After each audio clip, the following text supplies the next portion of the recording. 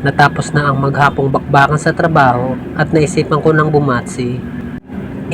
Napakaangas! So, takbong pogi nga lang pala yung ginagawa ko dyan kasi alam nyo naman na walang preno yung ating 1000cc.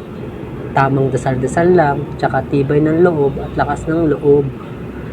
So, walang traffic sa mga oras na to, no? Kaya, ayun, tuloy ang biyahe. Yeah!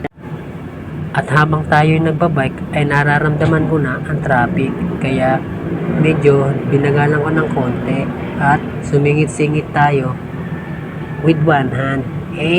Bikers yan! Napakaangas! Totoo nga palang ang inggit ay nakakamatay. Alam niyo ba kung bakit? Eto guys, oh. Buti pa to si kuya, angkas na niya yung honey bunch niya. Ako kaya, kailan ko kaya makikita yung honey bunch ko? Napakatagal naman niya dumating. Gustong gusto ko na siyang iangkas dito sa aking bisikleta. Honey bunch, nasan ka na ba? Baka tayo mo magpakita sa akin. Dumating ka na sana. Gusto na kitang iangkas sa pixie ko. Ride safe nga pala sa lahat ng nasa kalsada dyan. Huwag kayong kamote.